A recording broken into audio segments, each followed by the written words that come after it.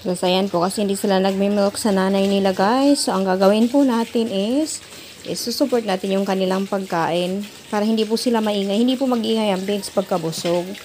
So, pero wag po muna marami yung pagkain. Pakunti-kunti lang po muna. Para lang talagang, kasi hindi na nga silang milk. Like, kailangan may support sila na may nagiging laman sa kanilang tiyan.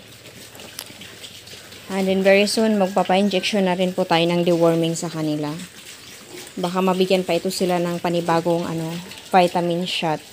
Nagbibigay naman ako ng vitamins kanina. Binigyan ko sila ng vitamins. Yung oral, minimix ko na lang po sa feeds. So, ganun lang po guys. Discarte lang po talaga tayo. Para-paraan lang talaga. Huwag masanay sa pamamaraan na nakasanayan ng iba. Maging iba ka. Gawin mo yung kung ano yung tingin mong tama. Huwag lang yung kung ano yung ginagawa ng iba. Yun lang yung kopyahin nyo. Dapat magaling kayong gumawa ng paraan nyo. Observe yung mga pigs nyo para alam nyo kung ano yung mga needs nila. Ayan. Pagka maingay, pagka winalay nyo, it means yan, nagugutom sila, hingi ng food. Kaya, huwag nyong iwanan, bantayan nyo po muna. Kasi para hindi sila ma-stressed. Hindi madaling magutom, nasanay ka na pagka magmimilk ka, nandyan yung nanay mo, diba?